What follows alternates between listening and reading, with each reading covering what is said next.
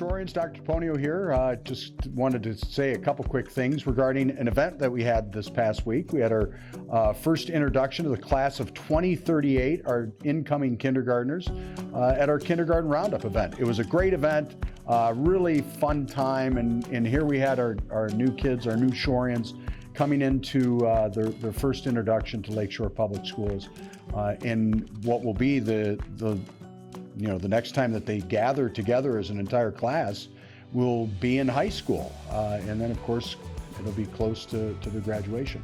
One of the things that we talked about during that meeting as kids get ready for school was preparing them between now and September for a couple quick things. One, and this is for really the benefit of everyone, is learning the word no. When you're in a large group setting, and we're trying to accomplish something, whether it's a team or it's a function of a department in employment or it's a kindergarten class, sometimes you're going to hear the word no.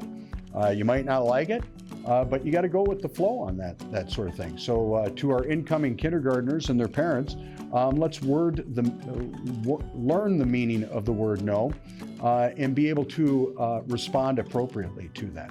The other thing that we talked about is the ability to work in a large group setting, an aggregate educational setting, and being able to attend to what's going on in that setting.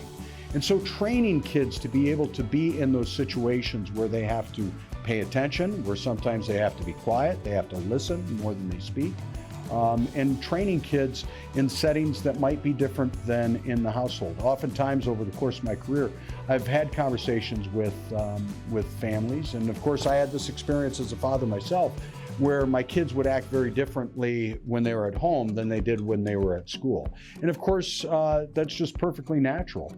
In my household, we didn't have 25 kids in one particular setting at any one time. Whereas they go to school, they obviously are going to be surrounded with a lot more. And so being able to adapt to that is very important.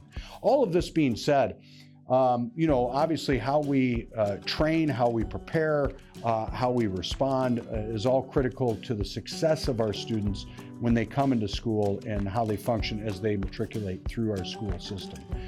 And it's a never-ending process. And a great example of that is Mr. Johnson over at Kennedy Middle School, the principal of Kennedy Middle School. Just finished up his doctoral dissertation defense, and he is now Dr. Johnson. And how did he get to that point? He heard from his team of professors a variety of times, not good enough. You got to go back to the drawing board. You got to keep working on it. And attend to this. These are all things that here he is as a grown man working through and hearing disappointing disappointing words, and then still being able to overcome and persevere. Great qualities that he demonstrates on a regular basis. So congratulations to Dr. Johnson, and thank you for setting an example for all of us to follow, that when we are faced with obstacles, that we continue to work and work and work, and when you do that, the outcome is always success. So as we prepare our kids for what's next in life, whether it's kindergarten, or it's high school, or it's heading off into the workforce or college, having them be able to function with obstacles and challenges and being able to work to overcome those obstacles and challenges is a critical need that we can always be honing in on. So until we meet again, I hope you have a wonderful week coming up, and as always, thank you for being sure.